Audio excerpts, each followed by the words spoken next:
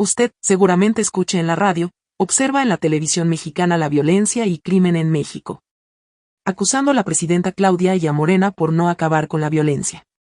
A continuación escuchará un fragmento noticiario del 7 de junio de 1994. Época gobernada por el PRI, y cuyo presidente fue Carlos Salinas de Gortari. Tor de medianoche.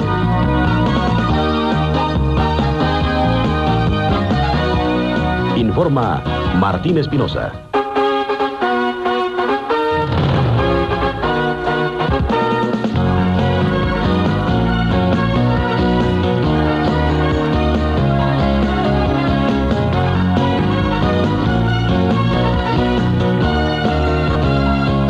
¿Qué tal? ¿Cómo está? Muy buenas noches. Las 0:01, hora del centro de la República Mexicana. Martes 7 de junio del 94 y tenemos muchas noticias al comenzar un día más de actividades aquí en el 1110.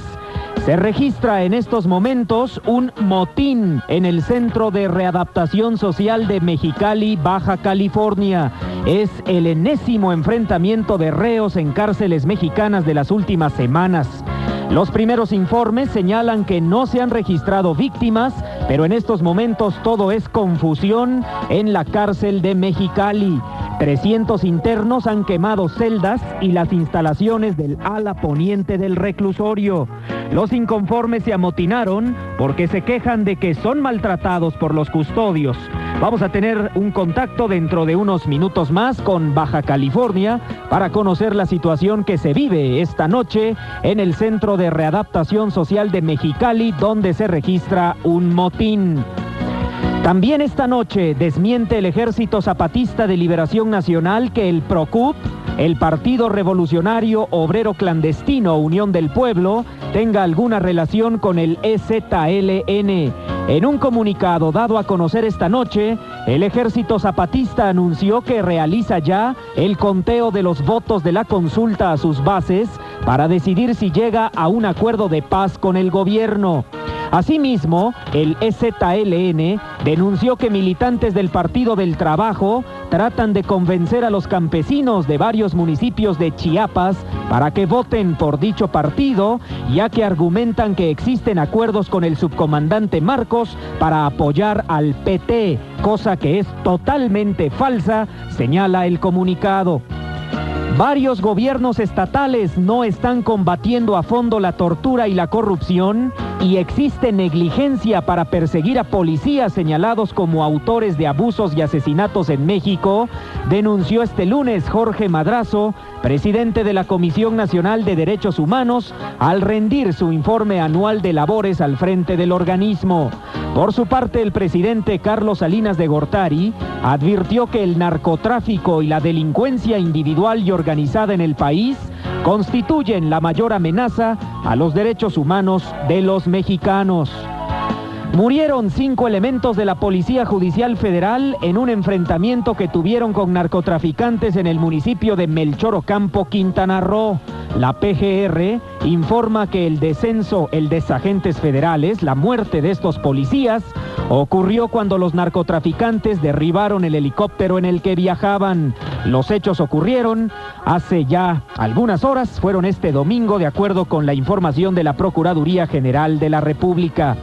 En información política, presentó el candidato del PRI a la presidencia, Ernesto Zedillo, su proyecto económico en caso de ganar las elecciones del próximo 21 de agosto. Se trata de un plan de 10 puntos para reactivar la economía en México. Entre los aspectos más importantes, Ernesto Zedillo señala que en caso de lograr la victoria en las elecciones, tendrá que destinarse un decidido impulso para fomentar la inversión.